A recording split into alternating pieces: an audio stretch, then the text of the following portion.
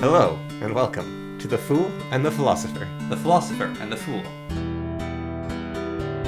It's fascinating. I don't know if you've ever been to like Dominion's mod site or something, looked at all the mods. I've looked at something. When you look at the, not the mods that are trying to be like a Malazan or Warhammer 40k or Warhammer Fantasy, like the mods that are like, here's my own nation I built. Yeah. Nobody knows more about mythology than Dominion's fans. There is some obscure, well-crafted stuff in there. Like American First Nations. Hawaiian religions, Blemmies, like the headless people. I saw one, it was based on the Jewish Kabbalah, like the sacred signs of the angels and that sort of thing. And they don't just, here's a bunch of mythological units, chuck them in. Yeah. They're like, okay, so you can only summon them through this divination and you have to do this and that. And there's some mod makers that do... There's one mod maker, I forget their name. Every mod they release, they're like, this is my most complicated and biggest mod yet. I'm never going to do anything this crazy again. And then the next mod, this one's even big. This one's bigger than all my other mods combined. And they just keep going and going and going. There's some crazy mods out there. What surprised me is Dominion 6 was on the Steam top seller for a couple of days. Yeah, I was thinking about that. I'm like the worst fan to have for a game ever. Because... you see it on the top seller, you don't want to play it anymore because it's popular? Yeah. But it was sort of this, like, that's not what it is. And I realized what it is because I've been listening to this lecture on narcissism, actually. But when it gets popular, like Age of Wonders 4, Baldur's Gate 3, Dominion 6, it's not that I like hipstery, everyone likes it, I don't like it. Yeah. What it actually is I liked this first, and now all of you are acting like you discovered it. But no, I discovered it. How dare you? But what that is, this guy, he was talking about narcissism, right? And he was talking about how, here's a sort of exercise he came up with, a sort of thought experiment. He said, describe yourself without using any variants of to be, I am, that sort of thing. Yeah. So instead of saying, I'm a writer, I'm an actor, I'm a YouTuber, let's say, whatever it is. It's like, no, what have you done? It's like, I've written 2 books. I've written this book, you name the book, I've written this book. I have been in this play and this play, I was the leading role in this thing. So it doesn't, he gave an example of this, like honor killings. A man kills his daughter because she does something wrong. Yeah. He said he goes to court, he gets off on character witnesses. So how's that possible? Well, because he goes up there and he says, I killed my daughter, but that's not who I am. Because what matters is my character, not what I do. He said, no, that's the exact opposite. That is a narcissists, the world is a story. And so what matters is who the characters are. And so I am a good person. And it doesn't matter what I've done because I am a good person, right? Because I think it's a nice guy, right? It's the same thing. I'm a nice guy. So I'm a good person. And that's why you get narcissistic rage is when the play you've written for the world, someone deviates from the script. Someone breaks it. And that's why he killed his daughter, because she deviated from the script. I raised a good daughter. I am the kind of man that raises a good daughter. But no, she wanted to marry someone that was off the wrong religion or whatever it might be. And so his world was shattered. And this psychiatrist was saying, and I don't know if this is true, but he said the response to narcissistic rage is like the action a narcissist will take whenever they experience narcissistic rage, which is where their world is shattered, basically, is always violence. And narcissistic rage is a 3-year-old's tantrum. It's the same thing. Freud, I think it might have been described a narcissist, basically, you're stuck at development stage of you're 3 years old. Yeah. A narcissist is just a giant toddler, basically. And so what happens is the narrative of the world is shattered. And so... is it physical violence or violence? Probably just violence. Okay. Shouting, screaming, flailing, punching. Yeah. But he said, you've got to run away because like. Well, I'm just wondering, like a malicious verbal attack as well. Yeah, potentially. I'm not sure. Basically, you have a tantrum because you want people to, you're tearing out your heart. You're like, feel what I feel. Look what you've done. Yeah. You've destroyed this perfect world. You've destroyed the order of things. Yes. Aberration against nature, basically. And borderline, by comparison, rather than the whole world being a script that they've written, a borderline is an actor waiting for someone to give them a role. So they're like, please give me a role, please give me a role. I'm lost. I need someone to give me a role. I need someone to give me a role. And so, and it's always incessant. So you go to people like, give me a role, give me a role, give me a role, give me a role. I thought that was a neat way to describe them. But so Mr. Samuel Streamer, he talks about how he's played RimWorld for 8,000 hours, and he knows all this stuff, and man, I know more about this game than he doesn't say that, but he's like, I know this game inside out, I've done all this stuff. And I think I've been playing RimWorld since way before he ever knew it existed. And so, but then it's like, okay, but what have I done for RimWorld? What has he done for RimWorld? And what do I know about RimWorld? What does he know about RimWorld? Sure, I had the random chance of knowing about the game before he did. You knew about it before me. Yeah. And I think I've probably played it more than you have. Oh, yeah. But that doesn't... So I'm like, yeah, well, that's right in the world. I know more about it than Connor, obviously. But then no one can know more about me because I saw it first. Yeah. And so... But, like, Mr. Samuel Streamer, he knows more about RimWorld. He has done more. Like, I can say, I am a good RimWorld player, or I'm a knowledgeable RimWorld player, right? It's like, okay, what have you done? Do you have a career based around RimWorld? Do you know how to make mods for the game? Do you have people making mods for you? Yeah. There is no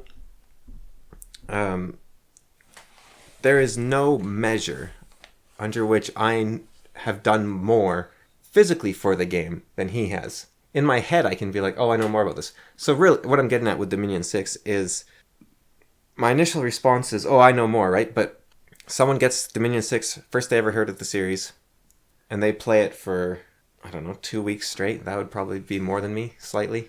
Yeah. I've played a lot, but if they play it for 2 weeks straight, they will have played more of the game than me.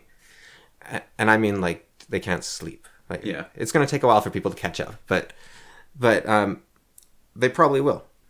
Because I barely know anything about the game, really.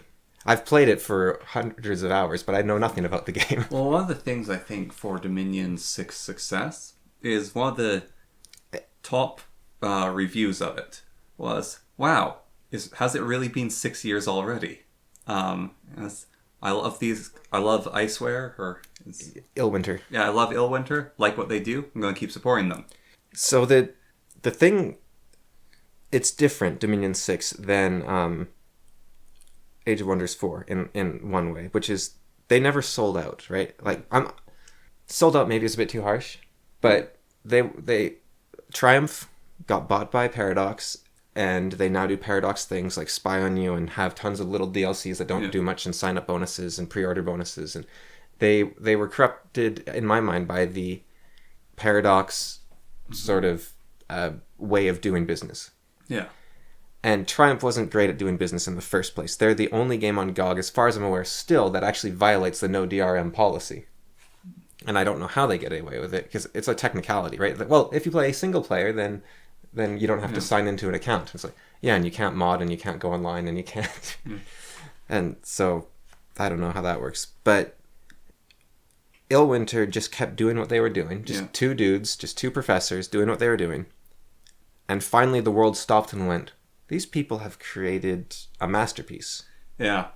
Same with Dwarf Fortress, right? Dwarf Fortress, it's like, finally the game's... Dwarf Fortress has never been a complicated game in terms of playing. It's a very simplistic game, but it's... accessibility. But it's so hard to learn all the mess of controls. Yeah.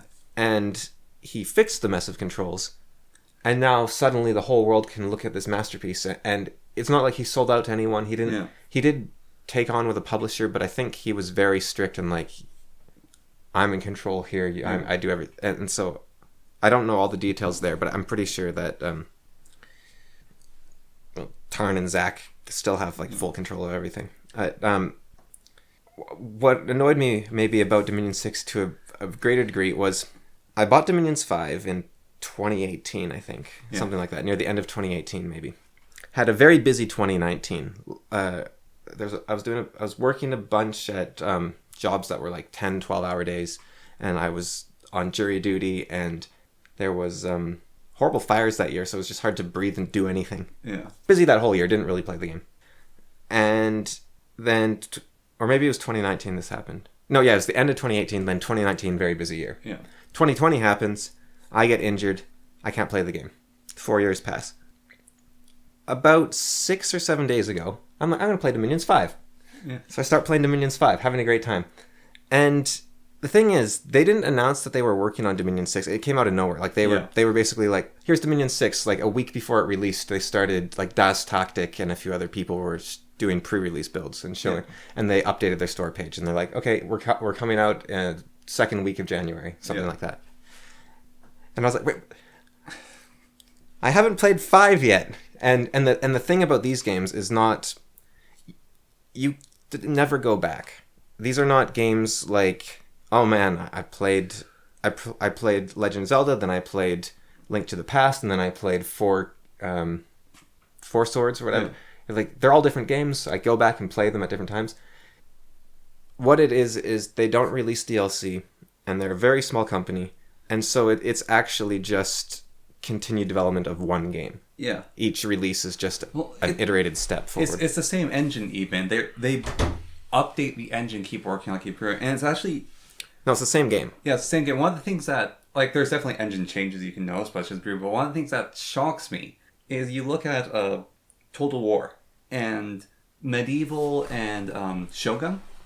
Like, Shogun is one of my favorite Total War. When you zoom in on the battle, it's not, oh, this unit swings his sword and has a chance of clipping this unit. They're having little duels everywhere. That's what I thought Total War was, is all the things are interact. It was super cool.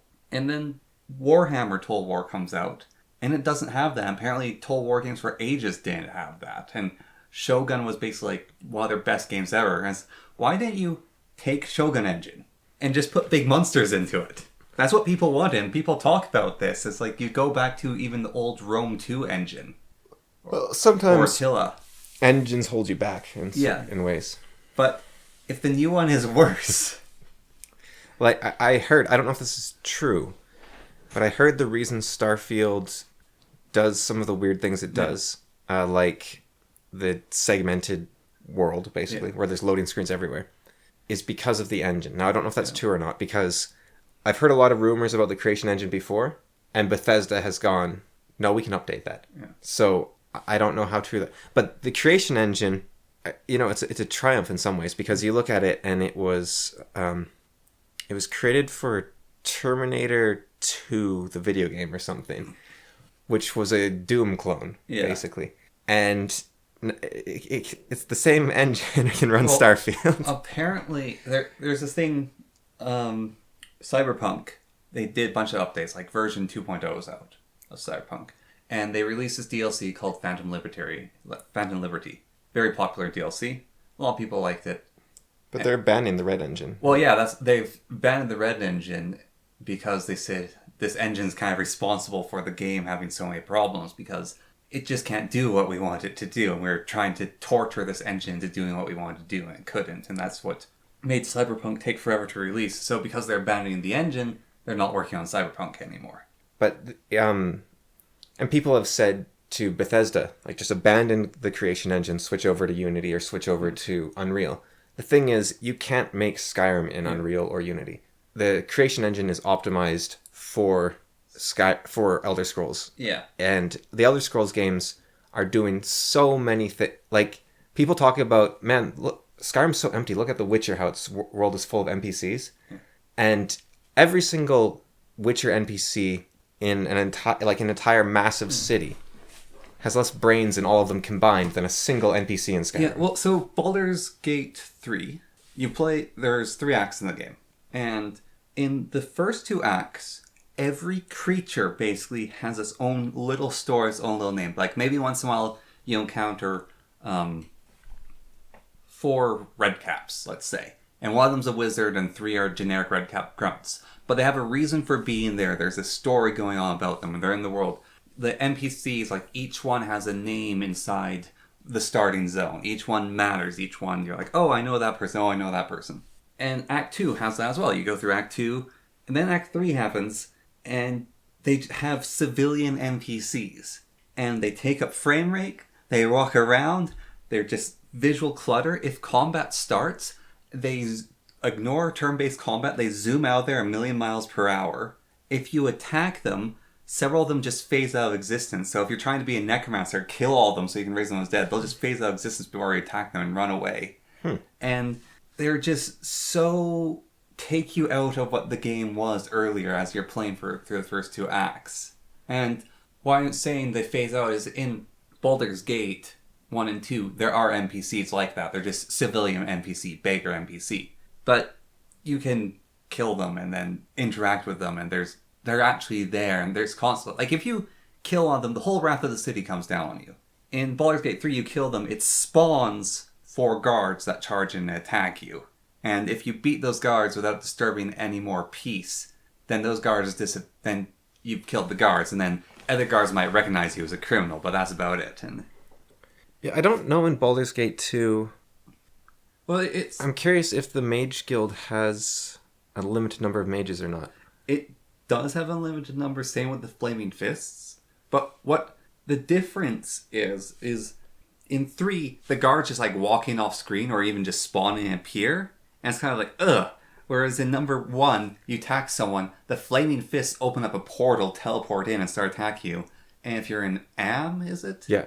You do magic or you start doing crimes, armies of mages just teleport in through these gates and try to subdue you. Yeah. And there's just a feeling of it being more real. And yes, 2 has the random encounters of when you're walking through dungeons, there's monsters that can pop up from the shadows. And that's 2 trying to emulate the source, I guess, of 1st edition or 2nd edition D&D. Yeah. Whereas in Baldur's Gate 3, it's trying to emulate 5th edition, but something about really disconnected me. But yeah, Skyrim's, everyone is there, everyone. You remember the Knoll Fortress in Baldur's Gate 1? Yeah. With unlimited gnolls coming in from the darkness? Yeah. That takes you out. Have you played Solsta, Crown of the Magister? A little bit. And do you find that's more 5th edition, or...? As pure 5th edition, it's more 5th edition. I think Baldur's Gate is a better game, but Souls of Magistrate is better pure 5e. Yeah, so in Skyrim, there's a mod, More NPCs, maybe? I can't remember what it's called. And it adds NPCs that just add clutter, and... They're generic, and I had it for quite a while. And then I realized they don't have homes they go to, they don't add anything to the world. Well, they add leg to the world. Yeah. That's about it. And I got rid of it. And, you know, it's really quite something when you see something happens in the town square, and you see this horde of people come pouring in, and they're all talking with each other and interacting or looking for the criminal or whatever it might be. And every single one of them has a home they go to. Every single one of them has a story, and you know all their names. Yeah. And also, now the downside is if you don't have a mod to disable, Bethesda sucks at DLC. Like, this is a thing that has happened since Morrowind, where in Morrowind they added the Dark Brotherhood as DLC. Yeah. And they're these dangerous assassins that just spawn in when you sleep and try to kill you. And it was made for players that had played a bunch of Morrowind. They're like, awesome, I'll get this, right? But if you start at level 1 with the DLC enabled, you get these high-level assassins trying to kill you right off the bat. And the same thing happens with the Dawnguard, where vampires spawn in, and they kill NPCs. And the NPCs they kill, you know, like if they kill... Isilda? Well, I was thinking like the owner of the shop in Riverwood. They kill that dude, and... Riverwood Trader, yeah. Yeah, and suddenly there's no more Riverwood... You don't have a Riverwood trader to go to.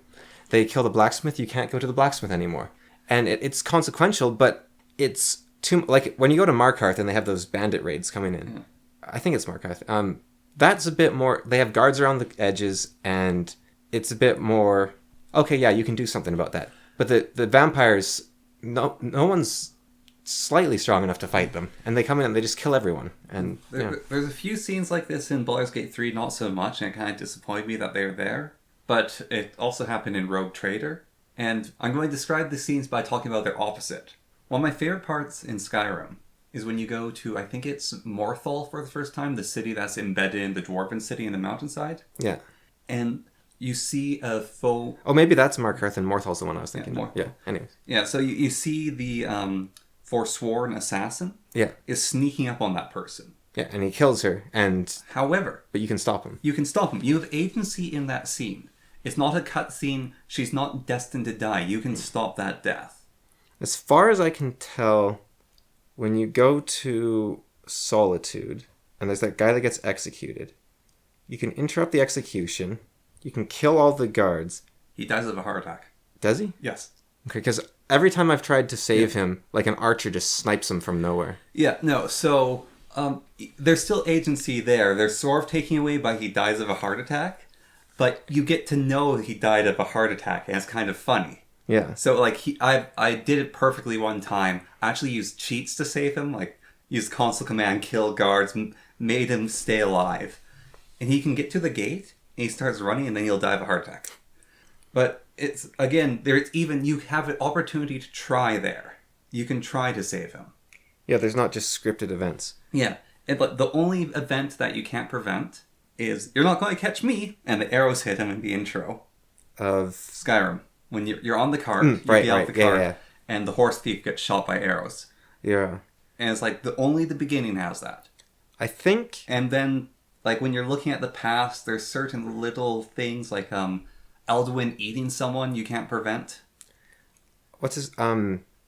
That dark elf, Arnel the Swift, or whatever his name is, in the Golden Claw quest.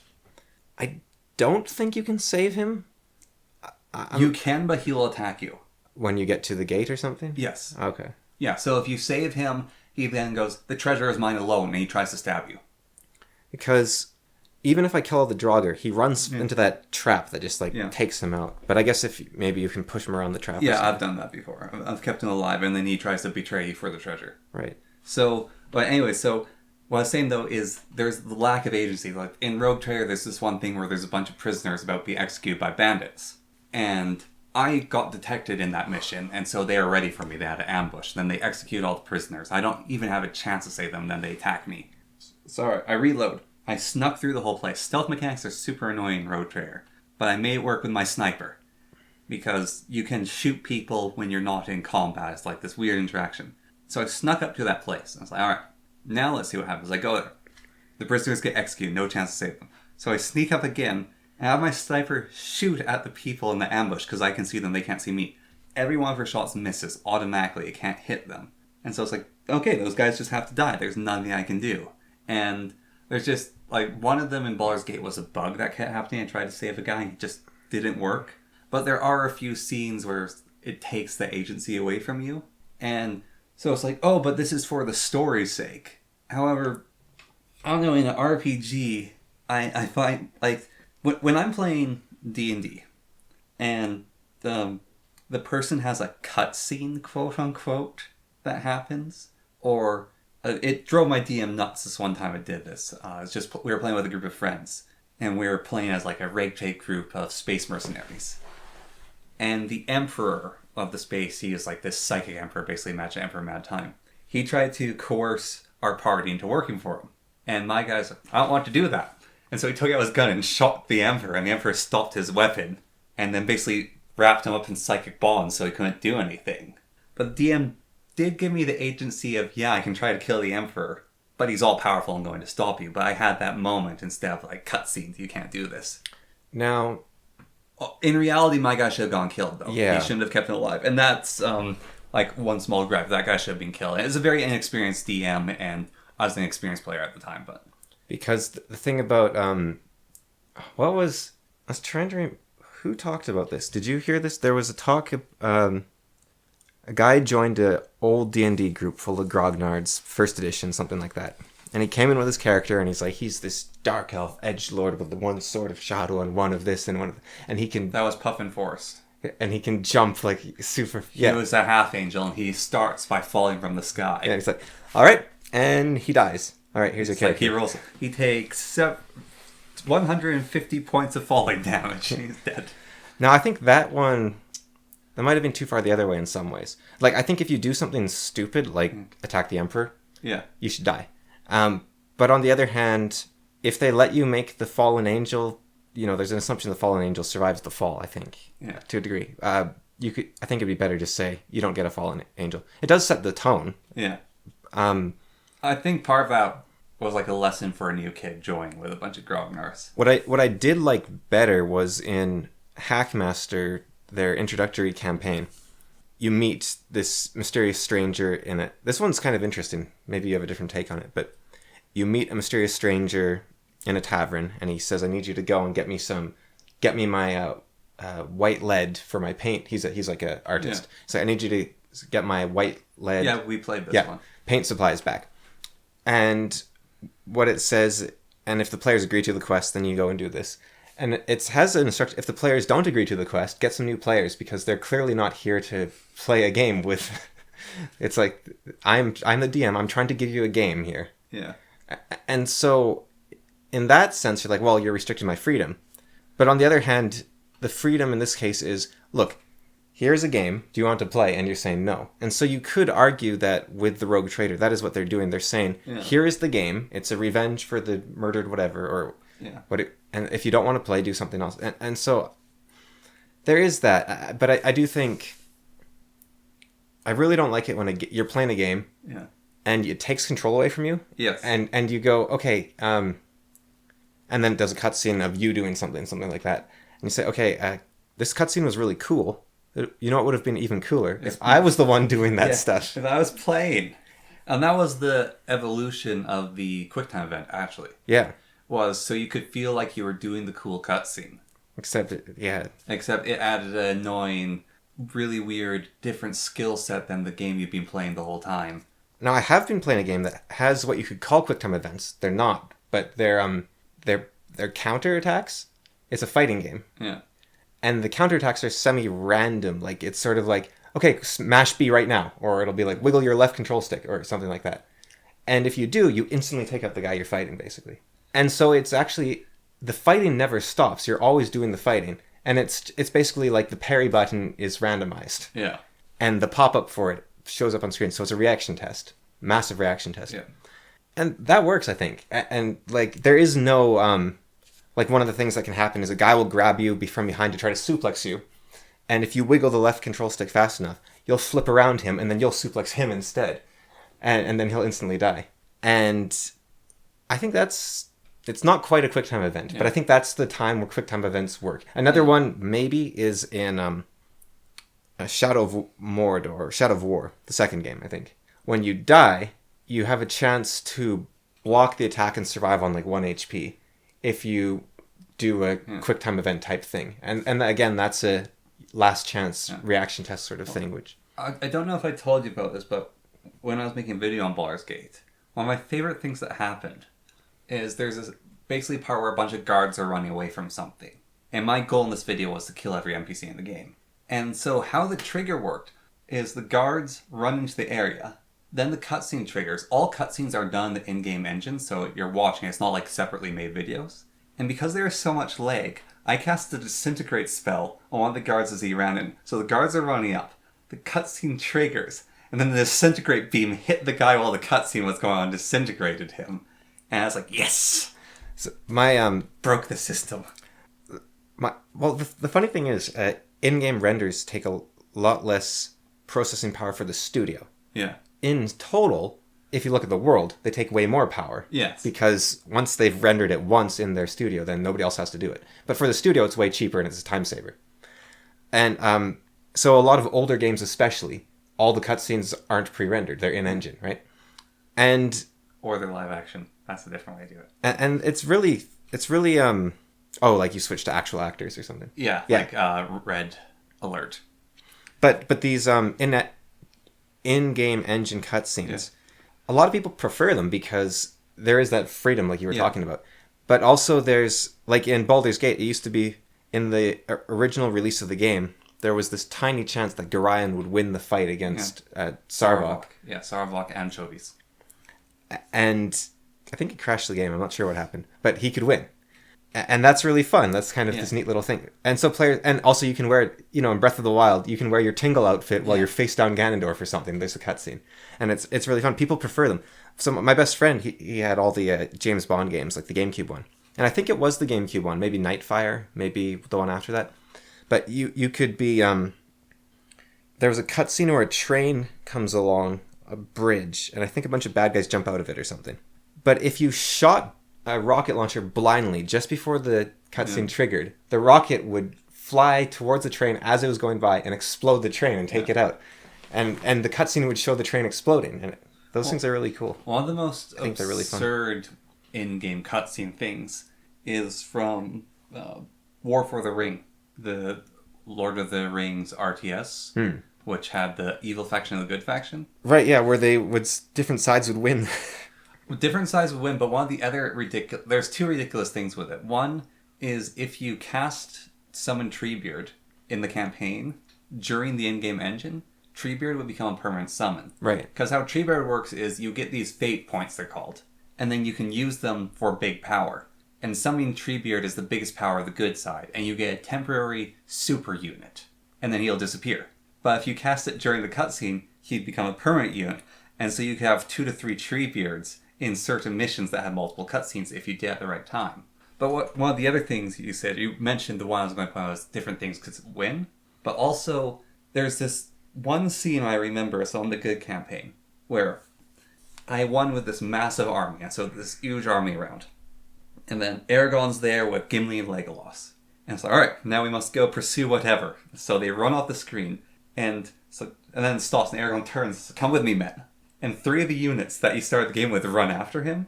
If those 3 units die, they're their starting units, they don't run after him. But what's ridiculous is I had an army of like 100 dudes. It's like, come on, let's go! Well, I was playing a strategy game. Well, this has happened to me multiple times, actually. Like a tactics type game. Yeah. This also happened to me in Dungeon Lords, where there's an unstoppable force attacking you, and you beat it, and then the entire game is around how, oh, you couldn't win, and oh, this is terrible. No, I killed every last one of them. Yeah. And sometimes the game just instantly loses you. It's like, oh no, yep, they overwhelmed us. It's like, no, they're all dead. I killed every last one of them. Yeah. Here's Might and Magic, it happened to me. It was, there's one of the campaign missions, you're just supposed to run through the enemy lands and like not deal with them. And I just took them all out, and then the quest is like, all right, we have to hurry because they're getting close. No, they're not. They're really not. Yeah. They're still not getting close. But then, in Dungeon Lords, the evil, I don't remember the plot, but the bad guys summon a massive army to attack the town. Yeah, it's going to come through a portal. And it is a large army, and it's full of the strongest creatures in the game. But I was playing the second strongest class in the game, and so I beat them all. Yeah. And then, well, I think the strongest class, really. Like, the archer dude, I don't know. I think he has a lower chance of insta-kill, so. Yes, but his XP generation is better. But, and so he can level up his insta-kill more. The assassin can also duplicate herself. Or maybe that's just nether magic. I'm not sure. But not everyone can do high-level nether magic, so. No. But, and is high-level nether magic female only? No. Okay. Anyone can do it. Okay. Oh, except for the giant ogre man. But beyond my character being able to beat everything, a single one of those town guards would have been able to beat the entire army because the town guards are ridiculous. Well, they're invincible. Yeah. But there's actually one of the strongest enemies in the game is an evil town guard, but he's still weaker than the... One of the strongest enemies in the games is those stupid elves that shoot arrows at you. Elves. In the Elven Trial, there's elves that you're just meant to run by them because they shoot arrows at you. You mean those statues? Yeah. Right. But if you kill them, they give you a ton of XP. Yeah, but you can't kill them unless you can insta-kill. Or, I was actually reading, you can sit there for half an hour. Yeah, well, that's what I mean. Half an hour to 40 minutes. That's what I mean. You can't kill them. Like, my character did insane amounts of damage and had a 10% chance per punch to insta-kill. And I jump over, and it's like, you don't even see the health go down while she's punching them. And then, But I killed all of them for the XP, of course. Yeah. That's what the assassin do. And that's why Deadeye is better, because he can just shoot them from the platform. I guess. But then, how does that work? The female elf has the worst jump distance? Or is it the little dwarf thing? No, the dwarf thing has the best jump. I thought the big dude had the best jump distance. No, he has the biggest... Because I thought he could run off... Yeah. Well, what I mean is, he's able to stand on an edge without touching it. Like, he can hover. Yeah, so he doesn't have the best jump distance. He has the biggest model. Which which character can cross the biggest gap is what I'm asking. And I think it's him. It's him until late game, and then the little dwarf surpasses him. Really? Yes, and it's because the dwarf's highest level of jump distance increase is better than his. And I guess they gave the dwarf higher jumping to make up for his little model, and then they just didn't get it right or something? Basically, that game is a huge amount of errors. Honestly, I'm so shocked by the Steam Edition, because the Steam Edition removed features and ended up with more bugs. Like, they didn't fix all the bugs, they ended up with more bugs, and it's like game, that charm comes from bugs, but we've gone on about that game before. Yeah. I don't think the bugs... Like, I don't think I ever had a crash. They were more unintended interactions. Yeah, that's what I mean. Like the Steam Edition adds crashes and problems and gets rid of interactions. The only thing that made the game unplayable was for me. Yeah, it was playing as the big guy, and you can't get through the trapdoor. But there is a workaround. There's a workaround, a really weird workaround, but there's a workaround. And we've said it before on the podcast, but because it's so game-breaking, on the off chance this is the only bit of any of our podcasts you ever hear, I'll say it again. What you do is, once you get to the trapdoor you can't fit the big guy through, go into multiplayer, and then load your same save game, but with a different character, like one of the lizard men, because they're the skinniest. Yeah.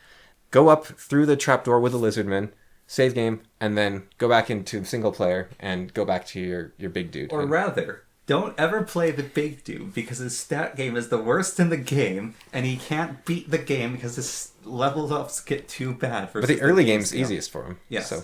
So you know. Yes, if you want to play the early game, play the big dude, but then he becomes worthless. And go play the dwarf or the goblin or the wolfman or the elf. The other tip is, unless you're a coward, you will go into the options menu and change random encounters to high. Yeah, unless you're a coward. A dirty, dirty coward who values their lifetime and not getting to RSI. Because, I don't know, I didn't change the settings at all when I beat the game, so I must have been on, I think it's default's the highest. No, default's medium. That's medium. Yes. That's medium random encounters. You can turn random encounters off. But, okay, so if that's medium, then high is just... I've turned on high. They never stop coming, I guess. Yes. No, the rats and the snakes. Like, it's weird because I was playing with a computer that could run the game. So instead of the game freezing for like 10 seconds, it would, like, there'd be a little shudder. It's like, wait. And then a group of snakes, and then a little shudder, and a group of snakes, a little shudder, and a witch, and a little shudder, and a group of rats. So it's basically the Thieves Guild area everywhere. Yes. And the Thieves Guild, that was a bug as well. Yes, the Thieves Guild is a bug. If you play in the Steam Edition, you won't get it. So in the original of the game... But the Thieves Guild, it's not actually high encounter rate. They just made like 40 units in one area. No, it is. Right? It's not 40 units in one area. There is, in the Thieves Guild... Or like 200. Or yeah, I think there's like 180 thieves plus the typical random spawn. And so while you're fighting your way through it keeps spawning. But they just accidentally placed 10 times too many units for some reason. Yeah. Or 20 times too many, or whatever it is. I'm so sad the second game never happened. Well, but there is... Oracle's Eye. But there's the game before it, Wizards and Warriors, or whatever it's called, which is like a Might and Magic style game, but it has the same sort of jank. Like, I showed you that example, I think, where there's a Sphinx guarding a pyramid. No, you haven't showed me. So there's a Sphinx guarding a pyramid, and it's meant to be this big fight to get into the pyramid. But you can also just run around the Sphinx and go into the pyramid. It's like full of the same... That guy is the best game developer out there. So, designer, rather. On AI, right? Yeah. When I was playing Dominions, I was thinking, you know, it'd be really cool because like these battles are really described. Plus, like the AI that people are predicting of you can ask it make another Lord of the Rings movie. Yeah. So I was thinking, as I'm playing this campaign in Dominions, I'm controlling all 6 nations, and they're fighting each other. Have an AI watch me play this game, and say, all right, take the key moments, focus on a few key characters, and make me a feature-length film based on the wars that happened. But then also I was thinking just now, is give me Dungeon Lords 2. Error. Impossible. You know how like AI can, if you give them too many things, they break and they can never work again? Just ChatGPT 7 or whatever just turns off. And that was how the AI overlords were stopped. They're just trying to make Dungeon Lords 2. How do you... Okay, let's say you decide something happens. Your YouTube channel takes off like crazy. You have millions in the bank. And all your followers are like, you know what? We're done watching your videos. Your view count drops to 0. But now you have millions of dollars from YouTube, right? Yeah. Like hundreds of millions of dollars. You can do whatever you want with that time. You're like, you know what? I'm going to go back to school. I'm going to learn how to... Or I'll just get some courses online. I'll ask an AI how to do this stuff. Yeah. You teach yourself how to program. You become the best programmer on earth. Whatever you want to do, you can do. Okay? So you have unlimited time, unlimited skill. You have an artist that's like, look, I'm the best artist in the world. I'll work for you for pennies, and I can produce 100 times the output of a normal artist. Okay. So you have every advantage. How would you make Dungeon Lords 2? Because I don't actually see, like, you can do whatever you want, right? Yeah. I don't... Okay, so I would get the engine of Dungeon Lords, right? Mm-hmm. I'd have like programmers basically give me the raw engine from the CD, or I do it myself because I'm skilled at programming. Get the raw engine, and I'd get the tools that were made to build it. Then I lock about 20 chimpanzees in the room with a computer and get Dungeon Lords. But, okay, so, I guess here's my... I would find whoever, if he's still alive, I would fund the original maker. Yeah, he's still alive. He doesn't make games anymore, but he's still around. He would, with the amount of money. I don't know why he stopped making games. So this is actually really weird. You know the top artist for D&D? Wait.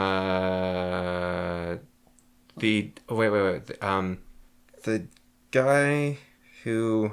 See that dude that, how to put it, ruined art, fantasy art, because everyone copies him? Yeah. Yeah, he did the wormy comics, he did, the black and white drawings, the ink sketches. All the other guys follow his style.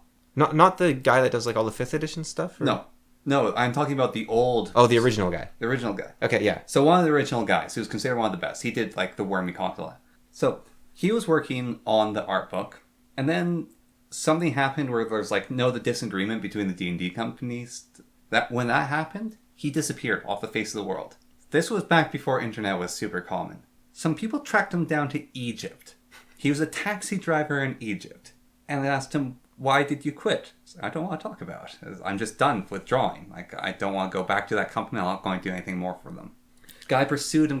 Finally, they got him to go to this one convention. And his agreement, as long as it wasn't with that organization. And he did some stuff and he went back to be a taxi driver. He started dying of cancer. And so... to make money to try and help with that, he went back to doing art for a short while, and then he passed away. But what was really weird is he's this incredibly talented artist, and he just stopped doing art, and he went to be a taxi driver in Egypt. Christopher Eccleston was kind of like that, eh? He refused to have anything to do with Doctor Who. And the BBC. And then he started running out of money, I think, and he's like, okay, fine, I'll go to the convention. And you got to pay me a bunch, and I'll go to the convention. Yeah. And then he spent the time at the convention just talking about how horrible Doctor Who was. But, hey, win-win. Yeah. The stuff that's there's people like that.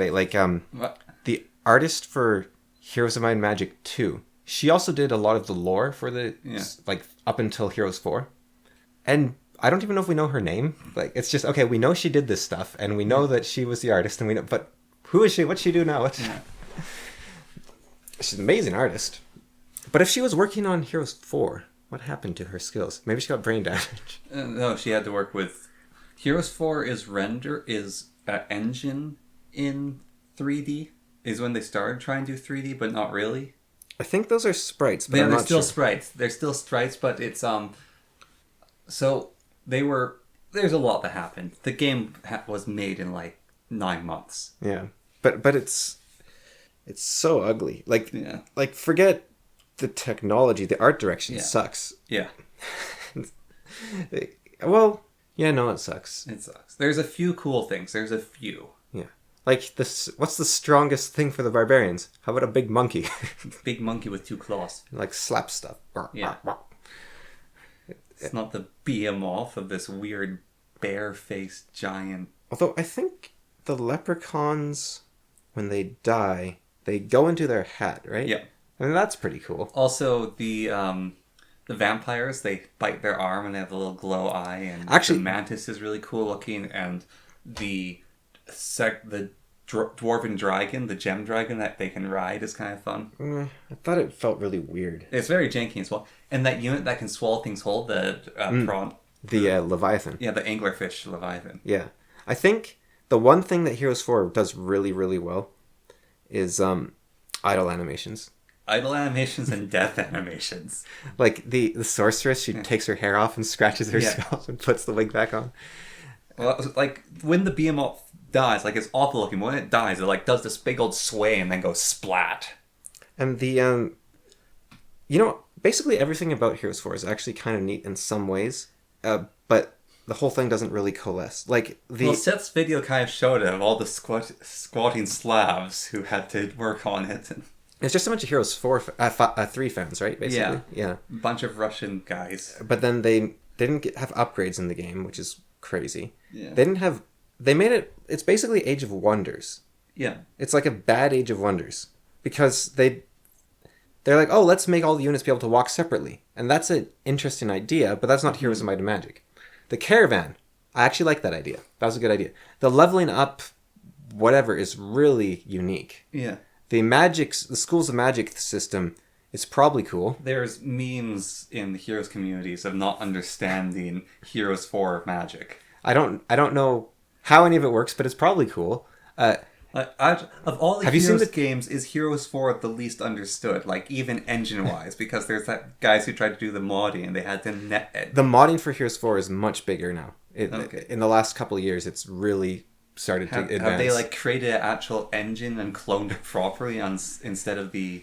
No, What kind of engine do they have to do? well, hex editing. Yeah, hex No, it's still hex editing. They just know where all the all the things are? All the values numbers are now. Okay. Because what happened was there was the balance mod was made. Equilibrius, I think was its name. And people are like, okay, cool. And then all the values, like the creators of Equilibrius disappeared, and they didn't ever share all the value. Speaking of people disappear, like Equilibrius and the maker of Witchery, like these mods, that revolutionary modders just poof. Yeah, they And disappeared. they do things that like people still can't do today. Or what about Segamosa? The Heroes 3 mod by Segamosa.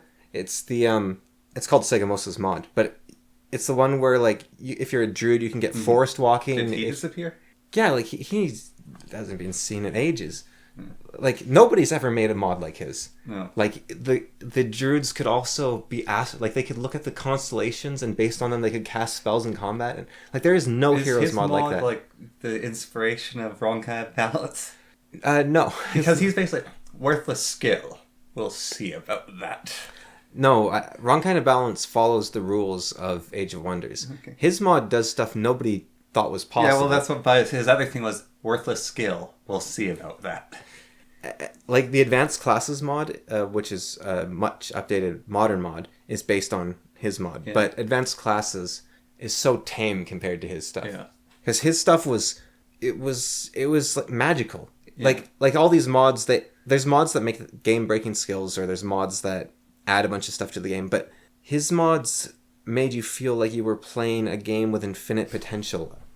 Like, and Heroes already kind of feels like that. But this was on another level where you're like, wait. If I take this skill, I can just walk through trees, but not mountains, not across. I can walk, so it's not flying, but I can walk through trees. Or I don't even know if you can download it anywhere anymore, and it's a shame because there's a new engine, Era 3, so Era 2 is not used as much anymore, and so even if you could find the mod, there's not really something to run it. Like you could probably find Era 1 or 2 or whatever it was built in. Or maybe it was built on WOG 3.58. I think it's built on WOG is really buggy. 3.58F. Yeah, it's really buggy. And WOG was already buggy with that. And then where's Greyface? Eh? Where's WOG 3.59? I think he's been promising it for the last 15 years. Where's that? He's waiting for Era 4. Yeah, and then he'll show them. He'll be like, aha! WOG 3.59.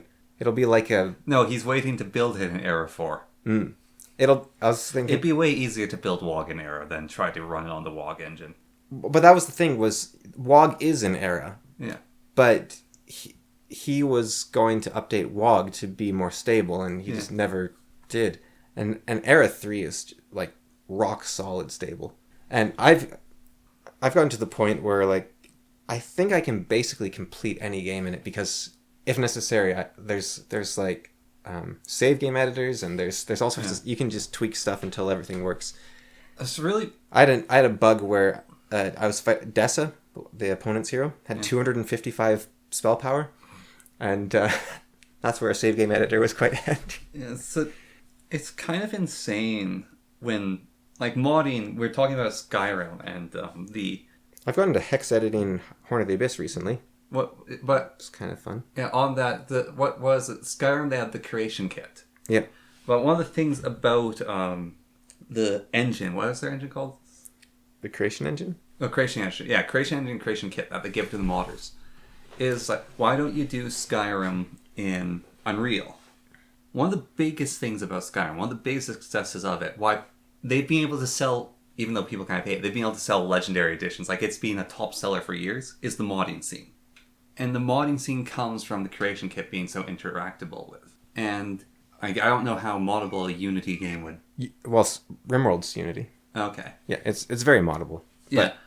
I guess... But it's the thing... But there's a built-up skill level of knowledge based on that. Yeah, whereas what Skyrim does, there is a lot of mods that don't use the creation kit.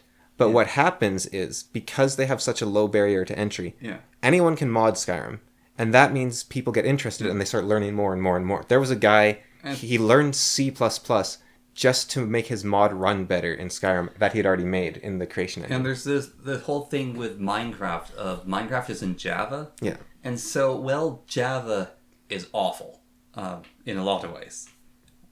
It is really easy to work with. And so there's a lot of Minecraft mods, but there's also a base of knowledge of you can go and ask people how to mod. And there's like this built-up base of knowledge, and that's cool that it's happening for Heroes of Might and Magic. Yeah. And like the build-up, like I've been waiting for ages for Magic Called Hydra to come to Bannerlords because it hasn't, and they said they are working on planning it, and there's just like there's mods kind of equivalent, but the Magic Called Hydra isn't in Bannerlords. So something happened last week. I want to actually look at briefly with you afterward on the podcast. A mod came out for Duck Game recently, which is an open source rebuilding of the entire game, which makes it much easier to mod and much more stable and much more able to do all sorts of stuff. And yeah, but like even that rebuilding of the game, like they did that with Heroes of Might and Magic. Open XCOM. Yeah, that's so cool. The rebuilding of the game as well, and that sort of idea of modding. So that's again on the ease of modding though. That's what I'm super excited for with Dominions as well. Is like there is insane modders, and it's an easy enough game to mod, but they made a whole modding guide, and there's people who made videos, and there's people who run with it, and like so many people in the comments of the videos like, I'm so excited, I'm going to try modding. Like one of the big things they did is you can copy and paste a unit, then edit its values, give it a new sprite, and that's how you just make a new unit. And that's huge. Well, that's like with Rivals of Aether when they added the modding, it just blew up. I really, when games become popular, it's amazing what the communities can do. Yeah. Like you look at Open Morrowind, or Open XCOM. Those are incredible. VCMI. Is Open Morrowind done? No. Well, it's what's that Oblivion game? Like Sky Oblivion's not done either yet. No, Open Morrowind is a engine from the ground up for Morrowind. Okay. Sky Oblivion is a mod for Skyrim, which makes it Oblivion. And it doesn't just make it Oblivion, it makes it Tamriel. You look like the Daggerfall Unity project. Yeah. What that does is it makes Daggerfall easy to play for people. Yeah. Because it doesn't make Daggerfall better, you could already play, but it makes Daggerfall easy for people to play. And what that means is tons of people want to play it, and that means you get modders and you get people helping and adding to it. So for Dungeon Lords, like you're saying Dungeon Lords 2, and I can't really see a Dungeon Lords 2 because I don't think you can add to it. Like there's not really anything to add. But what you can do, right? First, you can't tab out of the game. It breaks if you do that. Yeah. So if it got popular somehow, that people were like fixing those things, right? Like building custom wrappers for it, like because there was a custom wrapper, but it doesn't really work for Windglide. It doesn't quite work properly. So like someone fixed that up, and then fix the hitbox on the big guy, or just fix the hitbox on the trapdoor. Yeah, those sort of things. The other thing you could do for a Dungeon Lords 2, I think, is just a new quest and a new map. Yeah, that's basically what, like a new quest, a new map, expand the magic a little bit. Like it's already so big, but expand it a little bit more, add some more classes, like change it. Like the exclusivity in it is really cool there's those only female classes. And so you could add some more exclusivity, like there's a dwarf only class, there's an elf only class. Male only. Yeah, there's a male only group, there's the ogre only class, there's the goblin only class, the wolf man and lizard man get their own things. And the thing about a lot of these secret classes is not only the prestige classes, is not only this is already exists in the game, but not only do you need to be the right sex basically right now.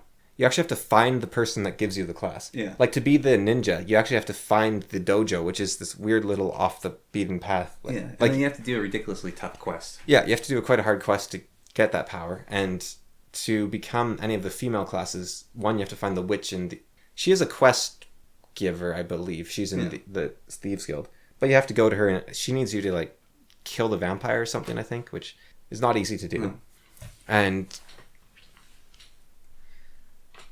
like I could see modding Dungeon Lords.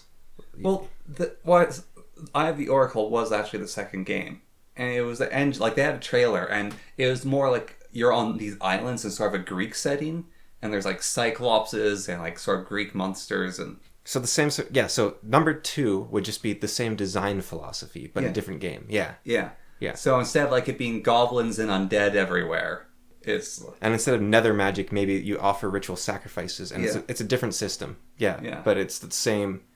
Well, what it is, a lot of times developers, like we're talking about scripted, but everything is sort of on rails, and they're like, okay, we need to make sure, we'll get our QA testers to make sure that you can't just hop up this hill and skip this section. Yeah. Whereas this game designer, he doesn't care about those edge cases. Yeah. He's more like, here is a playground. What you do is what you do. And if it works, it works. Yeah. And like the Divinity, Larian kind of does that to a degree. Mm-hmm. It's not the same way because there's... Well, to a degree, like they give you those... pyramids. The pyramids and telekinesis, which allows you to break the game in really interesting ways. One of the huge things when I was playing Baldur's Gate, especially when I'm playing with friends, it's like, I really wish we had the pyramids. I'll say that. I was like, that would totally break Baldur's Gate. It's like, but what if they made the game so it wouldn't break it, and if they were more Larian and less... I don't know.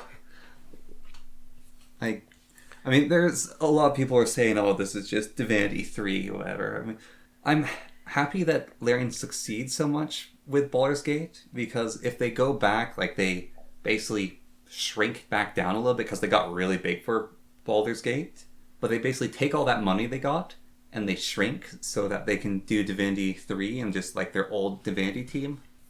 So nice. If like Spider Web, is that their name? Studios? They Biogenesis, I think, is one of their titles. They're possibly the oldest running indie studio out there. They've been going for like 25 years or something. Oh, wow. And they just pump out game after game after game after game. And then when their games no longer work, they remake them and they pump those out. And it's enough that they've been able to make a living, but they don't make much money. Yeah. They're like just barely cruising by, but they've held on for a long, long time. And they're not... they're kind of like Dwarf Fortress used to be, or Dominions used to be. It's like, they're not unknown, but it's that sort of game over there that nobody plays. It's like everyone kind of knows about them that's in the know, but it's like you don't really play them. Well, one of, I think, my favorite things about Dominions is it's the passion project of two mythology professors. And it was maybe it was their side gig.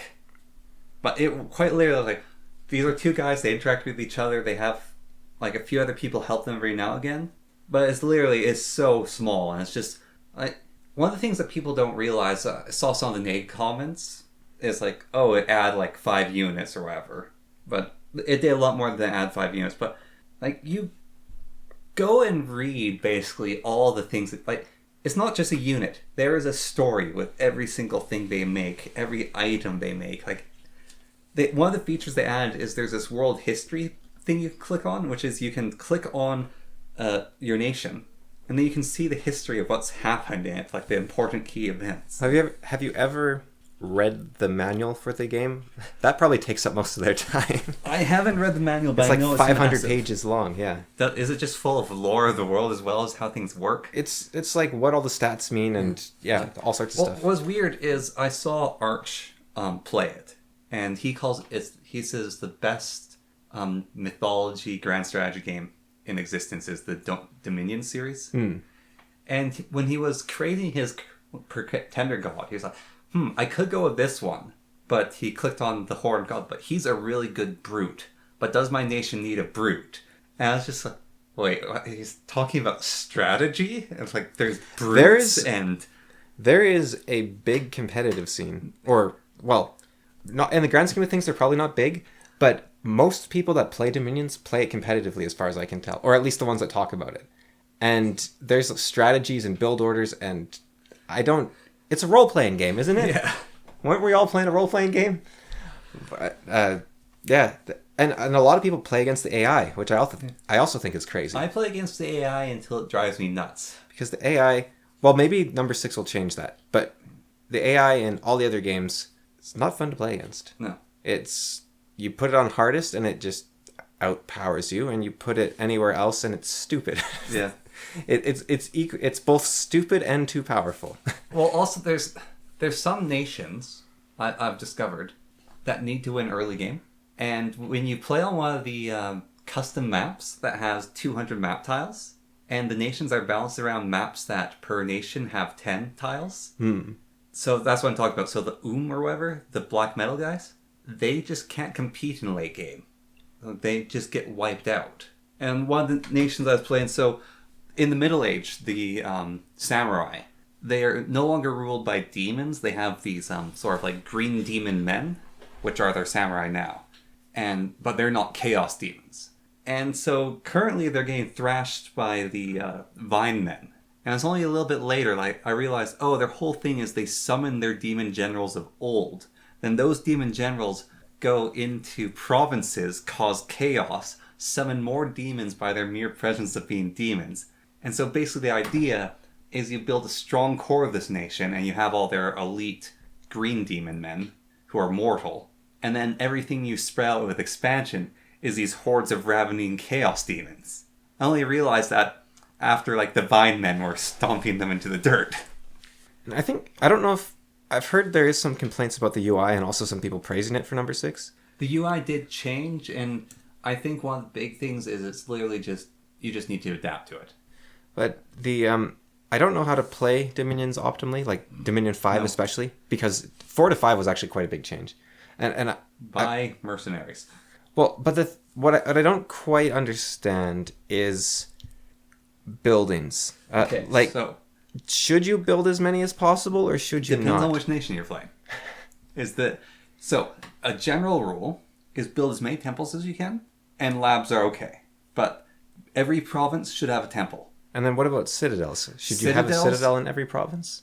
It depends on what nation you're playing. Or just in a high productivity one? Or So what you want to aim for is a citadel with no citadel within 2 tiles of it, because citadels draw from every province they're connected to. Oh. And so they drain their productivity into themselves and they get bonus. So if 2 citadels are next to each other, then neither of them get the productivity right, bonus. Yeah, I knew that once. Yeah, okay. And so neither of them get the productivity bonus. But if you're at war with another nation, building a line of citadels just so you can pump elite units is sometimes worth it. Okay, and so even if you're not getting as many. So then, Aomir, or whatever they're called in early age, their basic unit, the legionary dude, like the shield and spear, you can build like 3 a turn. How are you supposed to get an army? Are you just supposed to have gladiators? I don't understand. So Aram, this first age, like the Roman Empire. Yeah, the Roman Empire. How you play them is you put them. You hire mercenaries. Yeah. You conquer all the tiles around your starting tile, and then you pump legionnaires. Because what they need, they get money really fast. When you get all those tiles, it gives them resources, it gives them productivity. Your pretender god, you don't care about magic or any of that stuff. You make your pretender god order food growth and production. And so basically you Roman Empire is what you do. So you start with mercenaries, and then you just start pumping them out, and then once you have like your proper legion, you get fodder of the mercenaries. You put the gladiators. You put the gladiators on the flanks, and you say to your guys, hold and fire, because they're all javelin throwers. And so it's brutal. Every single time, 200 gladiators will die, but you basically win every encounter. Well, while I'm asking for tips, have you played Helheim? They're like the evil Norse. Do they have the giants? No, they have Valkyries and like undead horsemen. And they can get a giant raven as their pretender. Anyone who has undead that you can summon, you basically just want to exponential growth. But they're not an undead faction. They can just get undead. I don't know. There's like exponential growth. Oh, I also set their bad luck to -3, which probably isn't helping. so But the interesting thing about ravens is they can see the future. Yeah. So they stop bad luck. This is what makes Dominions, like, if nothing else has convinced you that's like why you should get 6 versus 5. So one of the biggest things in Dominions is why I like doing, especially if I play against the AI, is I get a Rainbow Mage. Because the thing a Rainbow Mage can do is they can search for magic sites really well. However, it's a pain to do it. There's an auto magic site search button now, which you set them to it, and they'll walk around to your provinces. So how it works is when you set it, it maps every single province that you currently own, and he'll go and hunt down those provinces unless he makes a logic loop. So it's still a little buggy, but basically you just set him to it. You have like an archmage, and you'll just start getting 5 or 10 of every magic gem per turn. I can't find... That's the other thing, right? There's also religious magic sites were added. That's the other thing is there's... I think that was added in 5, possibly. Okay. I only noticed it in 6. So there's labs, there's magic sites, there's temples, there's citadels. Yeah. And they're all super fiddly, especially if you have like 20 territories. Like to send, okay, I have to hire a priest and I'll send him here and I'll hire my mage. And then I can't find, but I could have sworn there was, like, what is the highest level I've searched for magic sites in this realm? Because you click on the province, yeah, and it's literally going to, there's a list of numbers. And it'll be and like... colors, and it's like 3 blue. Okay, and so that'll be 2 purple. And that's the highest level you've searched it. Because it's really annoying. It's like, okay, I've got a 3-2-3-1. Yeah. But the auto magic search will ignore things if they can't find anything there. But then, is this 1-5-1-4 going to be effective in that province or that province? And if you're trying to memorize them all, it's... I don't know. And then if I'm playing 6 factions at once, which I'm doing right now, it's even harder because you're like, okay, the hardest part about playing against yourself is mercenaries. Yeah. Because then you're bidding against yourself. How I figured it out is basically, with playing as myself, I'm actually doing as role-playing. And so because it's the Middle Age, there's the collapsing Roman Empire, there's the undead Roman Empire, and there's the Eastern Roman Empire. So the Eastern Roman Empire is all at war with the undead Roman Empire. And they have so many priests, because that's like the only thing that can beat the undead, and they still keep losing. But they're expanding everywhere. They're being very Roman. The collapsing Empire is at war with these blood mages. And they're sort of like, yes, go, their pretender's the immortal emperor. And he's just an emperor that's trying to ascend. It's like, yes, go send the gladiators to fight these blood mages. Oh, I could buy mercenaries, or I could buy bodyguards for myself. And then the empire is like, all right, we need mercenaries, get them now. And so they'll hire them. And then the undead are like, mercenaries? Gross. Fleshy, living things. The main thing... So I'm really role-playing, like, each nation has its own personality. For me, because I have 6 at once, it's mostly just, I don't remember what I paid for Yeah, I each. have 6 at once, isn't it? Ugh. I once played a game of like 12 at once, and 60 hours in, no one was kicked out, and I was like, okay, I'm just deleting the save file so I can't tempt myself to come back to this. No, it was... I did 6 at once, literally because the empire shatters into 3, and I wanted to continue the narrative because I'm playing each age, so I had Pangaea, the Japanese, Jotans, and the Empire. But the Empire split. And then, yeah, the Empire splits. There's no continuation of the Jotan, so I picked the Blood Mages instead, because the whole idea is it's Grimnir the Deceiver. So he's just a sage who's pretending to be each nation's god, so he's kind of like Loki, so he just went with the Blood Mages. And then Pangaea became the Vine Men. The Samurai just continues as a Samurai, but I was like, oh, I have to deal with all 3 empires. And so playing 6 is too much. I'm only going to play 4 against myself because 6 is too much. Also, magic research being on the normal speed, I accidentally set that it needs to be on the highest. I think 2 to 4 is, yeah, where it's at. The other thing is, I'm so uninspired by the magic, like conjuration and construction. I'm like, oh yeah, I got a new magic item. Oh yeah, I got new creatures I can summon. But everything else, it's like, I don't know if I care if the evocation goes up. What does that mean? What does it mean? Blood magic's fun to go up. What if it means if he has an extra fireball? What does it mean? I had Ash Ketchum hunting for blood slaves, and because I just needed... He didn't have anything to do for like 6 turns. Yeah. So I was like, well, defending the province is pointless because there's 0 unrest. So, Great unrest. well, there was nothing left. It was like, okay, he can't look for magic sites. He can't build a lab. So I'll just hunt for blood signs. He was really bad at it. Yeah. I think it's enchantment or alteration can get you into a really funny pickle, which is one of the things you can do with it is you can cast a spell called Shapeshift, and it's a very high level. And it transforms whoever casts it into a random creature. Yeah, I remember I had to rush it once because I was playing as the giant amoeba. Yeah. It's like, I need to move. Well, so what happened to me, I had a mod installed at the time, which was Dark Elves. And so I had, like, the Spider Queen, and she was like a giant rider. And I cast the spell, and she turned into an Etin. And Ettins are too stupid to use magic. So she couldn't turn back. And so she could, and my god. If a shapeshifted creature dies, doesn't it become the stronger form of the two or something? Yeah, that's shapeshifter. So this transform doesn't make you a shapeshifter. Right. And so I was trying to turn her into a dragon because that would make her stronger. But she turned to the Etin. And so what I had to do is I had to have another mage make a magic item which makes Etin smarter. And then once that was... But that mage wasn't strong enough, so I had to empower that mage enough to make the magic item to make her smarter. And then she cast it, and it worked out. But I had a different mage casting it, and I realized that it wasn't my pretender. It turned into something without a head. And so it couldn't wear the hat that makes you a smart caster. And the thing without a head is also really stupid. I noticed... And it's a really risky spell. Also, Thaumaturgy has Wish. And I don't know how they've improved Wish in the latest one. But you cast Wish, and it says, what do you want? And you type it in. And then it has, like, you know how the old text-driven games? Yeah. Had like a huge amount of matches. That's basically what it does. So if you say power, it will give you like 100 gems. If you give them, say, like certain things. But I'm really curious if they've expanded what Wish does in number 6. Does Baldur's Gate 3 have Wish? Yep. Yeah. Because Baldur's Gate 2... Sorry, no, Baldur's Gate 3 doesn't. Baldur's Gate 3 maxed out level. Number 2 did. Yeah, number 2 does. I know it. 3 doesn't have Wish. Yeah, and I don't remember how Wish works in number 2. Number 2, you have a list of things to choose from, and it gives you something really good. Right. Was interesting. So because Larian recognized that Baldur's Gate, 5e is a flawed system with a lot of problems, they actually fixed a ton of things.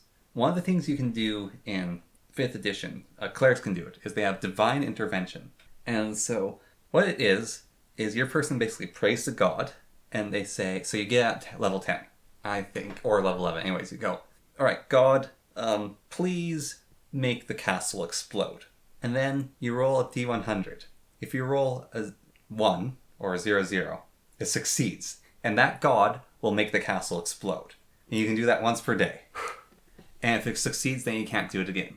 And each level you go up after that, it increases by 1% of the likelihood. Until level 20, where the cleric becomes the strongest class in the game, because it automatically succeeds its divine intervention roll. Now, Baldur's Gate 3 doesn't have up to level 20, but what they did with divine intervention is it's a one-time ability you get to use once in the game. And it has a super effect. So one of them is you can summon a +3 mace, which is as good as weapons get. So it's like a divine weapon. Or you can... +3? Yeah. I had a +5 sword in Baldur's Gate 1. Yeah, it's 5th edition got rid of +5 and +3 is the highest you Just can had go. to kill Dritz and boom. Yeah. +3 is as high as you can go in 5th edition. So you can give your party a long rest mid-combat. And so like they get all their spells back, they get all their health back. You can give yourself a bunch of supplies, which is useful, I guess. And you can give yourself a bunch of money. So it's like 4 super effects you can get lots. So you save it for the Sarvok fight, basically. Yeah, or you're like me. And so I have Lythander's Tear, which is a holy relic. It's a +3 holy mace. And then I give that to Minsk. And then I summon the +3 holy relic mace with my cleric and give that to Minsk, because Minsk's a dual wielder. And then he fights a vampire and he beats it with the 2 holy maces, and it's amazing. NetHack has the Wish, has Wands of Wishes. And is there good wishes and bad wishes, or is all wishes bad? I think there's good and bad. But I was playing WazHack, which is like a side-on implementation of NetHack, and I got a Wand of Wishes early in the game, because I think WazHack has slightly more randomness than NetHack. And on a whim, I decided to wish for a Wand of Wishes, which worked. And so I had like 20 wishes. And then I could just keep casting wishes. But Yeah, I think you start ticking off the gods or something when you wish too much. It's something like that. You know the rule wish thing? This is just... If you ever come across a genie, let's say, or you get a wish. Yeah. This is, I think, one of the best workarounds I've ever seen. There's this little sketch that someone did on YouTube. So this guy's there, and he rubs lamp, and a genie pops down. The genie's got this sort of pissed off look. Like, alright, you can wish for anything, but I've got some rules, okay? So, okay, yep. So, you can't wish for more wishes. You can't wish for more genies. You can't try to do all of that stuff. And, like, you can't wish for the true love or whatever. It's like, those are my rules. You gotta, okay, sure. And he takes out a piece of paper and just starts writing on it. She's, what are you doing? Oh, you know, and just keeps writing on it. Genie's, what? I wish for everything on this list to come true. And so it's like everything on a piece of paper, so you can get a bunch of wishes. At once. Yeah. Yeah, or you could say, I wish for all the things that are most beneficial to me to happen. Something like that. But where did the limit of wishes come from? Was that Disney? No, that's the Arabian Nights Tales. No, it's not. It is. No. Oh, it's from the fisherman and the... So... Because the original Aladdin lamp, that genie gave him... Infinite wishes. Yes, but its wishes were more powerful than the other genie's wishes, because there's multiple... Genie of the Ring yeah. had weaker wishes, yeah. But the Genie of the Lamp had infinite. Yeah, but the fisherman, he had 3 wishes he got. You know, the older I get, the more I identify with the genie. And that's, so, my throat started hurting quite badly again at the start of this month. So I tried to contact the doctors, and they're like, your doctor is busy forever, but another doctor in the clinic is available sooner. Yeah. So we can get you in as soon as possible. So, okay, cool, great. When? 20 days from now. This is an infection. You know, these things get worse. Wait 20 days. Okay, fine. And then we phone the pharmacy and we're like, can we get the medicine at least while we're waiting for the appointment that holds the infection back? And like, we need a doctor's note. Well, we can't get one. And they said, okay, you can try the walk-in clinic. So we phoned the walk-in clinic, and they're like, if you have a doctor, you're not allowed to come in. And so we're like, okay, what do we do? Like, well, you can go to emergency, and then they might, and we're not going to clog emergency with it. But about 2 days ago, we got a call from the pharmacy, and they said, so after we're done talking to you, we sent a fax off to the doctor's office, which is in the same building. They're about 20 feet apart. And we sent a fax off to the doctor's office, and we said, hey, can we get permission to give them medicine up until the appointment? And so today, we just got a thing back saying, oh, yes, definitely give it to them. And my doctor's appointment is tomorrow, as of this recording. So basically, I got it 2 days before the doctor's appointment, and the doctor's like, oh, yeah, I get it, definitely. And I was like, no, I'm not going to take your medicine. You know what? You don't just... I wanted this thing super badly, but now I swore I would kill whoever gave me the medicine. Well, there's always the other option in the Canadian healthcare system. They fight back. But I don't know what it is, but there is a truth in that, how the genie, he's like, I will give 1 wish to whoever frees me. Okay, I'll give 2. I'll give 3 wishes to whoever frees me. And then finally he's like, I will kill whoever frees me. It's like, what took you so long? Yeah. That's probably some sort of that probably is linked to narcissism in some way, or some sort of petty vengeance type scenario, I think. Because it's basically, you're lashing out at the world for the crime of not caring about you at the time you wanted them to. And it's like, their pity, it's like, why are you pitying me? It's the same thing with the game, actually, right? It's like, you didn't think this game was popular, but now everyone's talking about it. Now you get it. Yeah. When I tried to talk about Baldur's Gate when I was younger, you didn't care. But now it's popular, and now you're talking about it. So you have no principles. Well, it's like that for Divinity 2. Everyone's playing Divinity 2. It's like, yeah, but Divinity 1's better. So going back to Spiderwick, or whatever they're called, when they get their big break finally, it'll be like, oh yeah, good for them. And there will be that little thing in me, I knew about them first. But if I want, again, it's about, there's a scene from a movie. A lot of people consider, it's a 10-minute scene from a movie. The actor in it, that's the only scene he's in the movie, and he won an Oscar for it. And 10-minute scene? Yeah, 8 minutes maybe. Okay, so that's a good amount of runtime.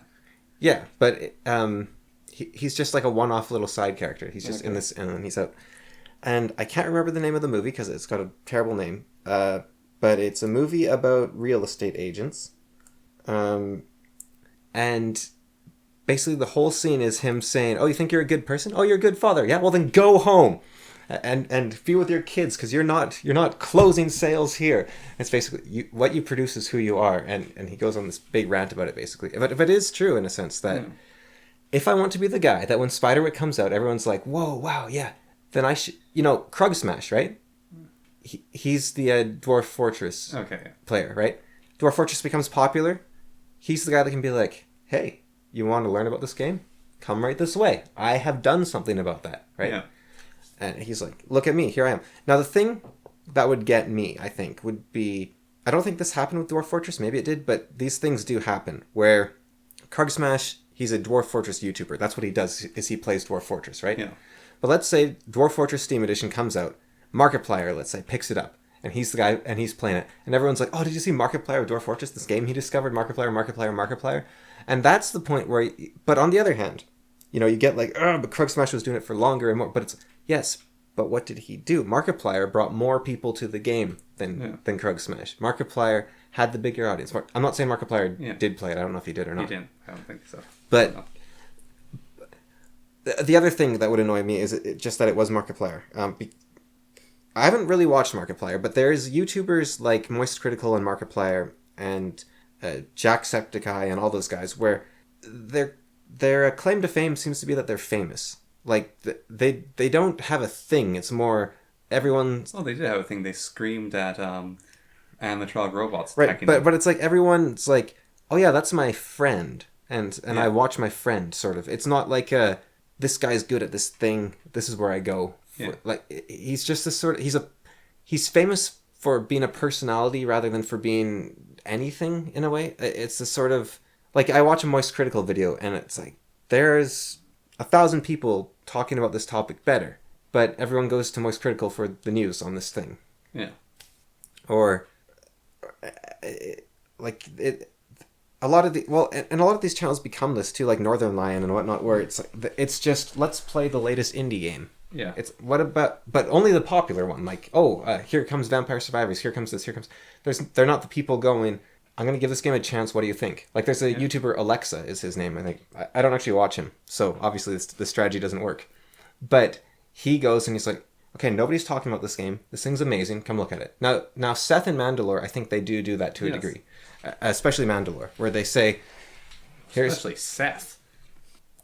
I'd say Mandalore more. He plays these broken games that are... Yeah. Terrible, really. Yeah. and he shows, like, here's how I fixed it, here's how you do this, here's how you do this. Like, Seth is talking about Heroes of Might and Magic and whatnot. Like, those are big games. Josh Strife. Yeah. Well, he's turning into one of those personality guys. That's like, he's the MMO guy, but now he's just the guy that gives dating advice on live streams. Well, so one of the things he said... And all he is a man with an incredible memory and read far too much Tumblr when he was younger. Like, if you've read all the same Tumblr posts like I have, you're just spouting off Tumblr posts. Well, so one of the things he pointed out, I don't know if you've seen this clip of him or not, is someone was asking him about...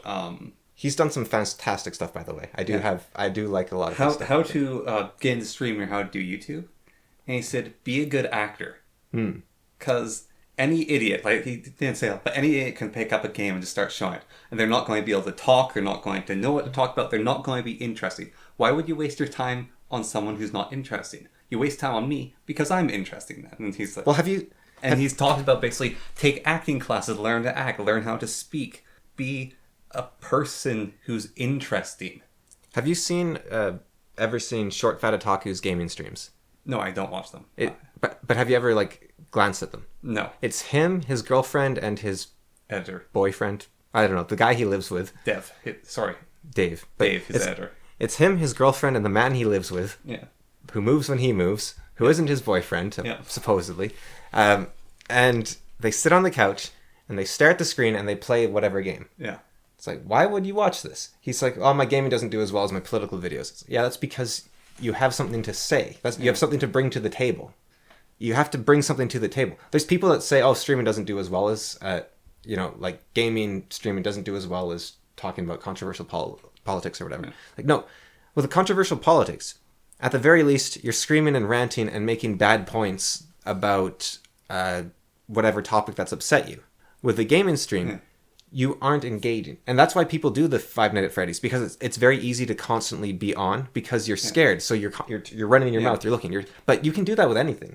Like, there's people that do Dwarf Fortress and RimWorld and Minecraft. Minecraft, I tried recording a video of it back in like 2014, 2015. It's such a peaceful game. It's actually very hard to be talking about what you're doing because you just sort of fall into this meditative lull. You're like, I'm just going to do this. It's actually really hard to... I don't know if you've ever experienced recording Minecraft, but it's very difficult. Why do you think I stopped doing Let's Plays?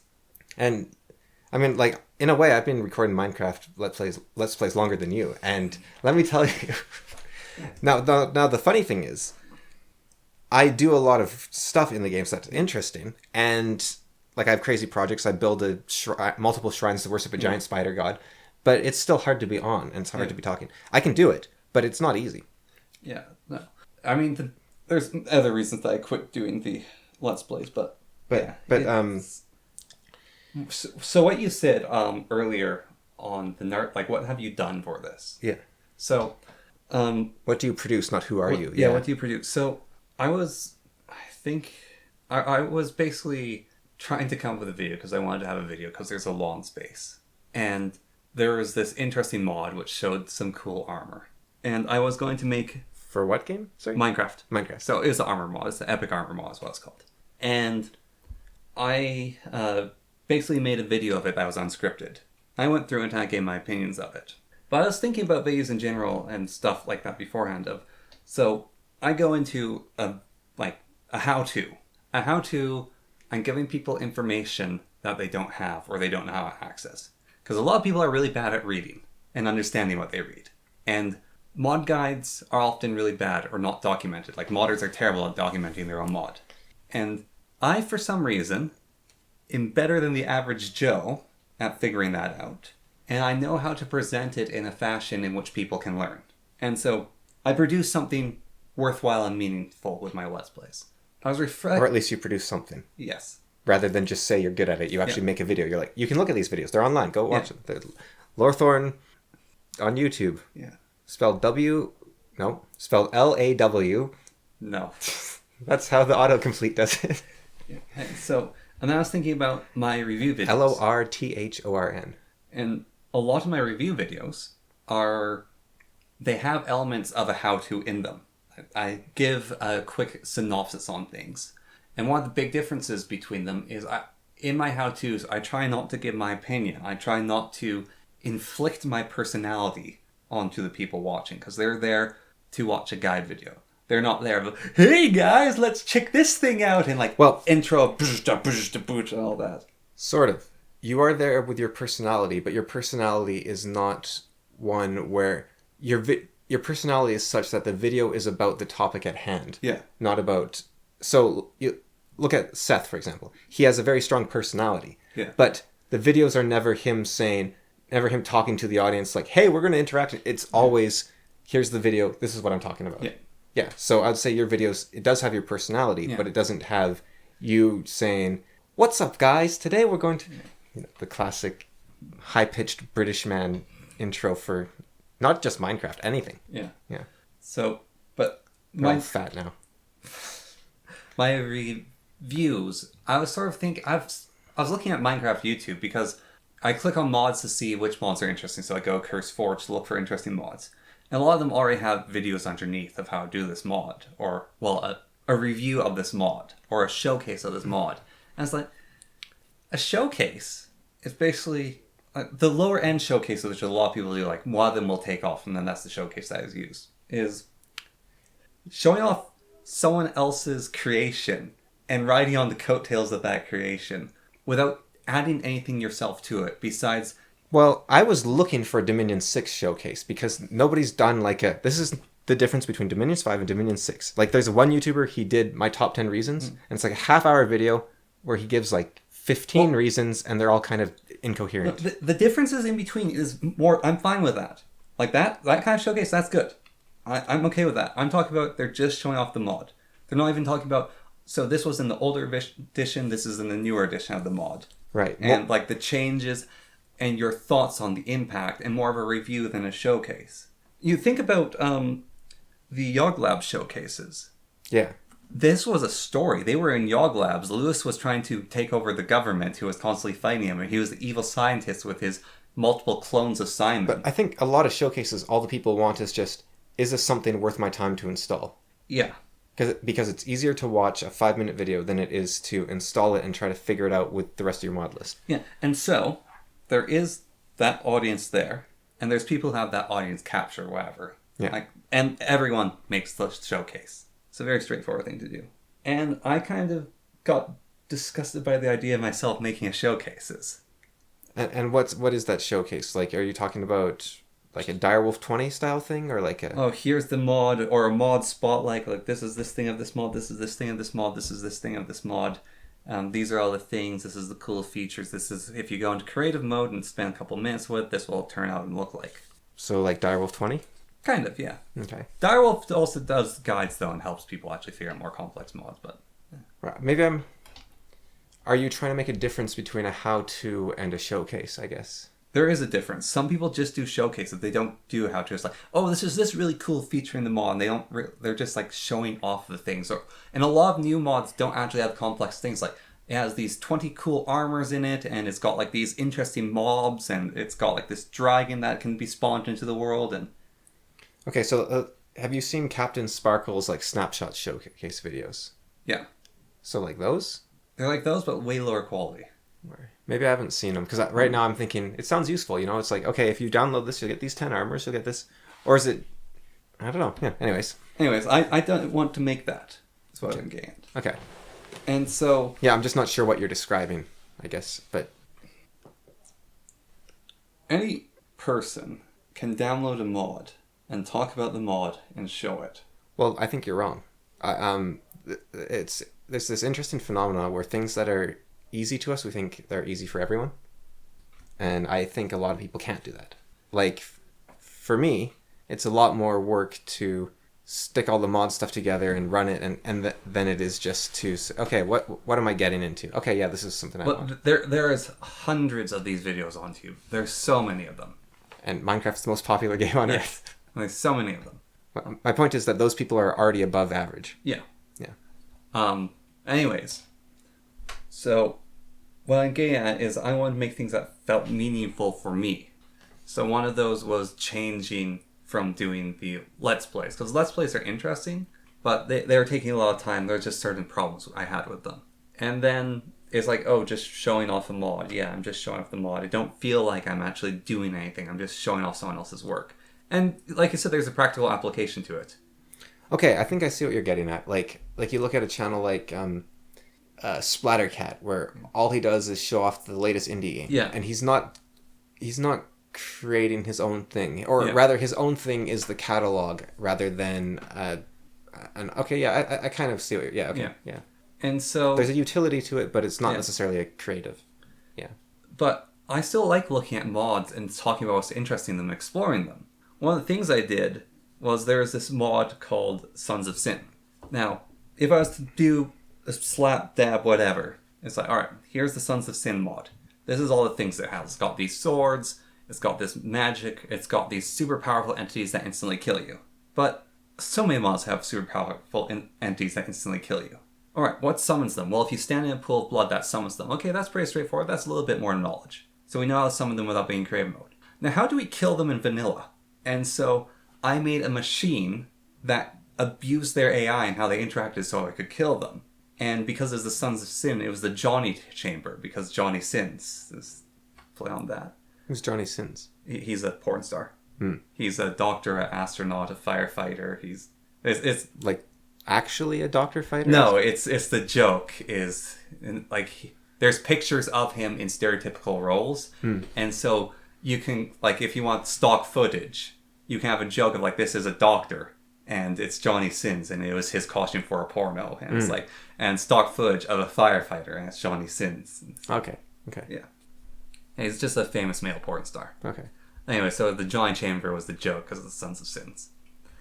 But I went into that and then I talked about how, well, they're interesting. There's these problems with just, oh, this is a strong monster with 300 health. Like, you can have something scary, but it doesn't need to be 300 health. They can have 50 health and still have the same impact in the game. And so I'm going more in depth. And then there's this monster called the Man from the Fog. And so, like, actually reviewing it and talking about it and going into my opinions of it, more critically looking at it, I found had more meaning and exploring more themes of Minecraft. So either way, you would be producing something. Yeah. Because what he's getting at with the narcissism thing is more, you say, oh yeah, I could make all these mod videos, and then you never make anything, right? Yeah. It's like, I don't want to be like those people that are just doing those showcases. I'm going to do something special, right? And then you never actually make the video. You never publish it. It's like, well, those people have published like 6 videos. What have you done? You've done nothing. That's where it comes in. So have you made this video? Have you? I have made them. Yeah. These are what I make. Yes, and so that's what he's getting at is, it's not about making something better. It's about just do something. It's I'm saying there's a different part for me of your resume is what you've done, not who you think you are. Yeah. And I guess where I was going with this is with my Let's Plays. I have made Let's Plays. That is so nebulous, I feel. Like, in some ways it's on the same level. I'm a Minecraft YouTuber. I've made Let's Plays. It feels nebulous to me. Where even like the mod showcase feels nebulous to me, but saying I made an in-depth review of The Man from the Fog and why its horror works in Minecraft, but it has these flaws. Oh yeah, sure. Yeah. That's more real to me. That's more real in the sense of what we're talking about. What have you done? Right, but when I'm saying I've written these 2 books and that's a sort of separate point too. No, that's an example of speech. Yeah. You would actually say which books you've written. You would actually say, I did a Let's Play on where I got isekai'd into an anime world, and I went around and I fought minotaurs, and you can go into that, yeah. But yeah, at the end of the day, it's more about, it doesn't matter if you think, oh, I'm an artiste. Okay, point to your painting. Where's the painting you've made? It's like, I'm a very artistic person. It's like, okay, where's your painting? Point to it. Hand me the painting. I want to look at it. Whereas you don't get to claim... And so in your case, we can use your example, right? You can say you want to do more than a Let's Play. You have this feeling that... Or you want to do more than a showcase. You want to have your own impact on it, right? Yeah. It's like, who cares? Show me the video, and then I will decide what kind of person you are. And I'm like, oh yeah, this guy, he does more than a showcase. He puts his own touch on it, right? Yeah. It's like it's what you now. Of course, when you're talking about your process, there's going to be a point of this is the mental thought that went into it. Yeah. Obviously, it's hard to without everyone having seen every single thing you've done. But the point is nobody. This was what we were talking about with the talent show. It doesn't care. It doesn't matter how hard it is to. So I actually, if you look back, right, when I was 9 or 10 years old, I was basically an expert psychologist in the field of narcissism, because I was saying it doesn't matter how hard it was, it matters what you did for the world. Yeah. You can think in your mind, man, I'm the best, I did this really hard thing. It's like, yeah, it sucked. Where's the backflip? Give me a triple backflip. Come on, I'm here for the backflips, and you didn't do a backflip. You did something harder that looked lame. It's like, I don't care if you were like, you were mewing the whole time, and but you were hopping on one leg while like tying your tongue in knots. I couldn't see your tongue. I don't care. Yeah.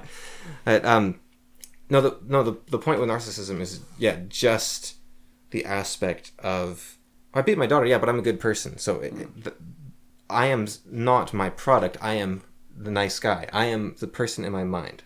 So it's like, okay, like look at it this way. Me, I'm a very gentle soul. I wouldn't hurt anyone. I mean, I kicked you that one time in a flash of rage. Yeah.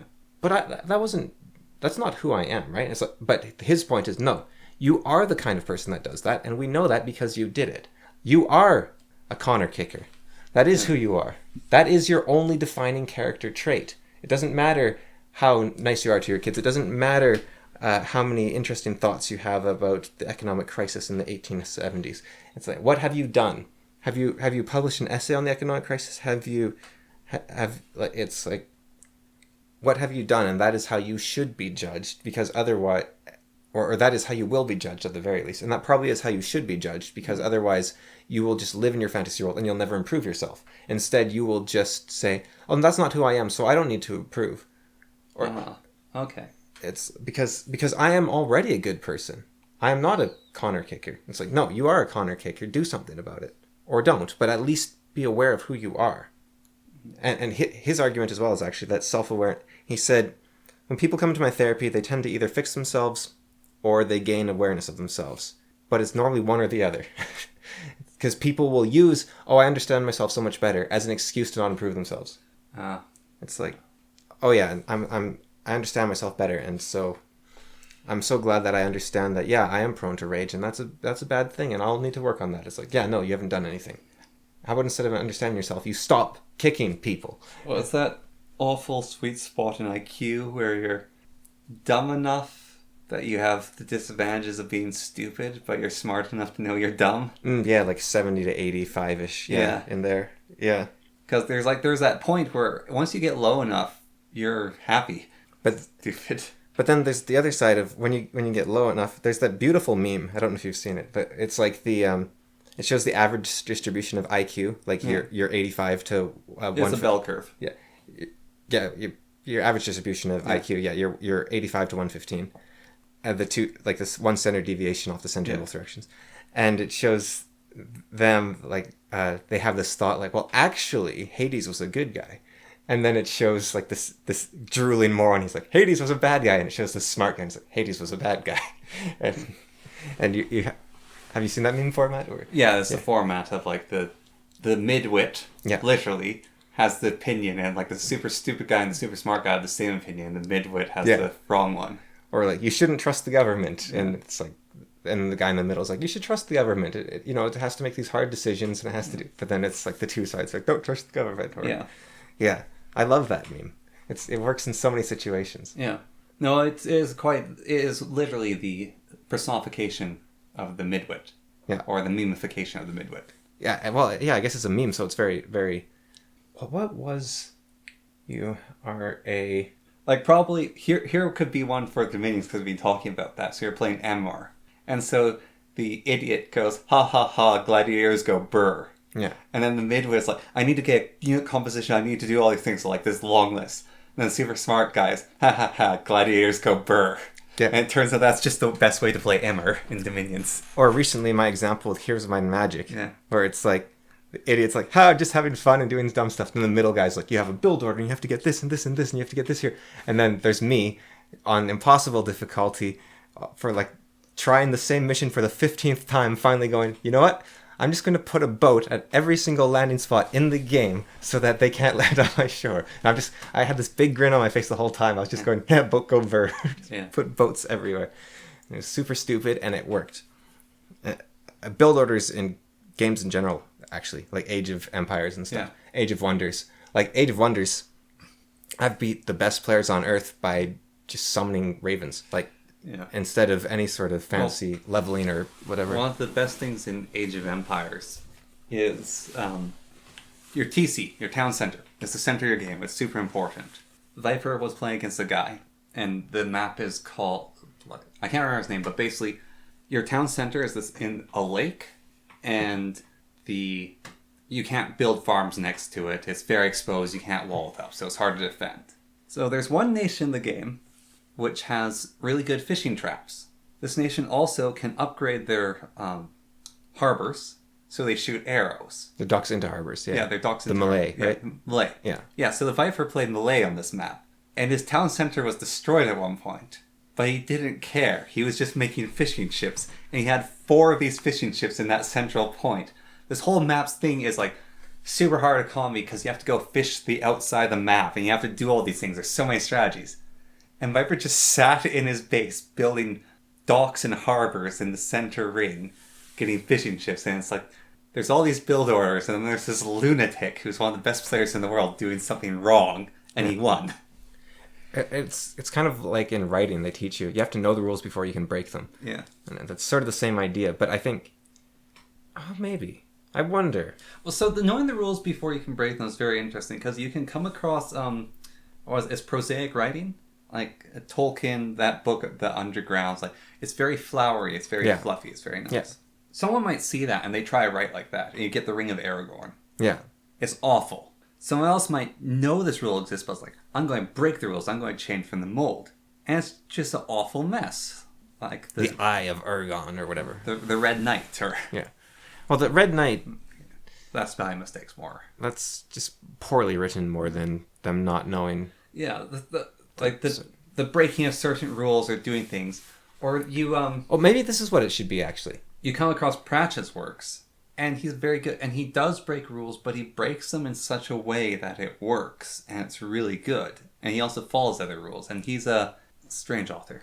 I think what it should be, actually, is you need to know all the rules. Like, you need to know the build order, right? In Age of Empires. So that you can break it every single time. Yeah. So, But you have to understand why you're deviating. I think that could be something. I can't remember what this guy's... It's something's law. But maybe you know its name better. Is if you have a fence... Chesterton's principle or whatever? Chesterton's fence, yes. Yeah. Chesterton's fence. So it's a fence in the middle of nowhere. It's two guys go up to it. And the one person says, we need to get rid of this fence so it'll make the field more open. And the other person says, know why that fence is there. Know everything about it. Then maybe you can destroy it to make a road through it. Because if the A is like, we need progress, and we're just going to get rid of this fence, they get rid of the fence and then a bull gores them. Yeah. It's like, well... It's like, nobody knows why this fence is... Like, why is this fence here? Nobody knows why this fence is here. Let's just get rid of it. It's like, no. Understand why the fence is there, and then you can get rid of it. Yeah. But then I wouldn't want to get rid of the fence. Yeah, that's kind of the point. Yeah. And so that's the same thing with writing, is it's not even as knowing the rule, it's know why the rules of writing, and then you can break them. And then you should break them thing, every time. Yeah. Same thing with the video game build orders. Know why the build order, then you can break them. Like Dota, there's build orders in Dota, and mid-tier to low-tier players play with build orders. You get made fun of for playing with a build order, but like 7 times out of 10, it'll work out for you. The really good players, they'll sometimes do something like, what on earth is that guy building? Why is he doing that? Oh, that really worked out. There's an interesting thing Sam said in Smash Bros. Where there was a really weird circumstance. It was like Min was edge guarding Mr. Game & Watch or something, using a really weird, like she was using her chakrams or something like that. And they're saying, how would you come up with, like, they asked Sam because he wasn't playing, he was just commentating, like, how would you come up with a strategy on the fly for this? Like, this is a really weird, this really complicated situation. She said, no. You have to know every situation that will happen and have a plan ready for it already.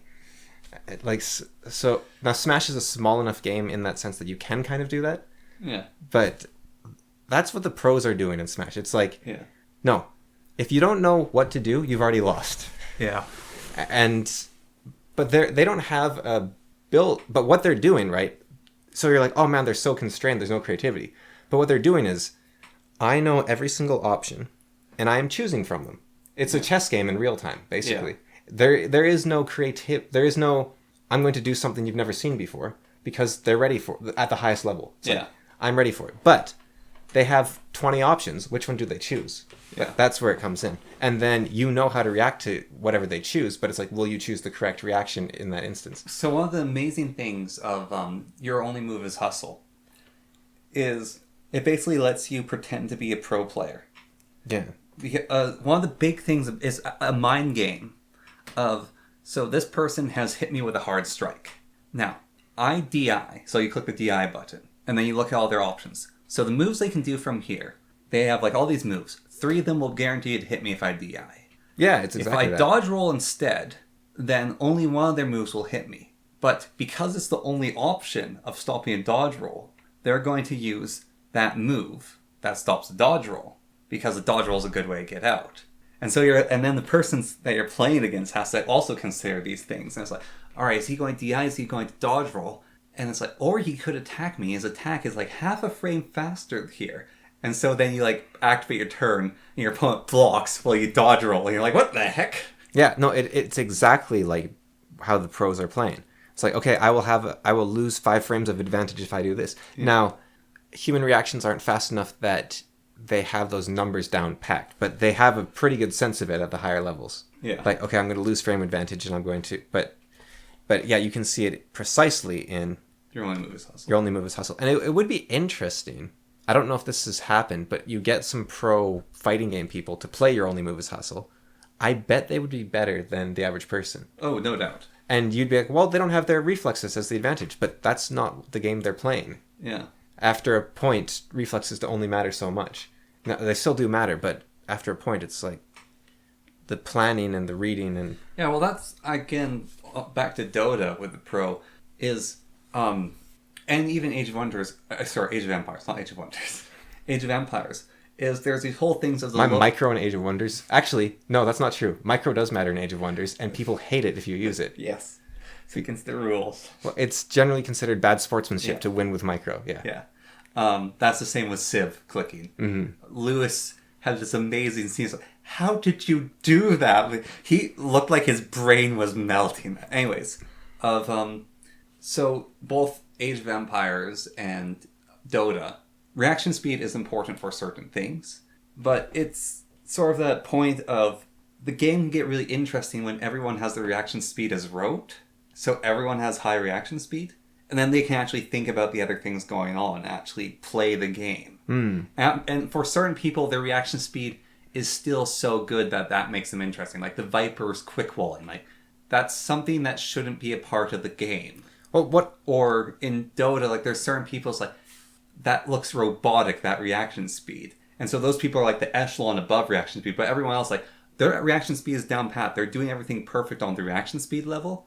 And so now they can play the game on a different skill level. Yeah, the Viper's interesting because I was watching a 4v4 with him in it. And you can see everyone's score, right? Yeah. And let's say at 5 minutes, everyone has 1,000 points. Yeah. The Viper has 1,050. And then at 10 minutes, everyone has 2,000 points. And the Viper has 2,200. And, like, he doesn't roar ahead. He doesn't have this fancy, flashy play. He's just 10% better at everything. Yeah. Than the average pro. Yeah. And he... Like, you look at someone like Tato. Tato is insanely creative. Yeah. Takes huge risks. Huge risk, huge reward. And you look at Hera, he's super adaptive, super flexible, can play very defensive. But Viper, he just kind of does everything slightly better. Besides his quick walling, which is the Viper quick wall or the Viper trap. And so he does have that slight unique thing. But you're right, he is just 10% better. At everything. And then... But still, that's not actually enough in Age of Wonders. Age of Empires. Yeah. It's not enough to be 10% better. Because Tato can do something flashy. Yeah. And so Viper can then trap Tato's flashy thing with 3 gates. And you're like, gates shouldn't work like that. You should... And then you look at someone like Doubt and you're like, wait, are you sure this guy's a pro player? Or, why is he getting invited to all these things? Fumbling old German man or Austrian man. But he's doing something right. Macro, I guess. I don't know what he's doing, but he you know what you said, you come in prepared for everything? Doubt looks at a map. So you have a tournament, you have 20 maps. This is how you play on this map. Doubt is, this is how you play on this map. This is everything. This is every single interaction. So like the Aztecs versus the Chinese, this group or this. Like, so we can dismiss all the bad ones. Then Doubt goes, but I could play the Goths on this map. The Goths are really bad right now, but they would work on this map. And this is how you play the Goths on this map. No one else is prepared for that. I've looked at every single, so it's like super macro of the Goths will work like this on map. And so he plays the Goths and he wins. It's like, what are you doing playing the Goths?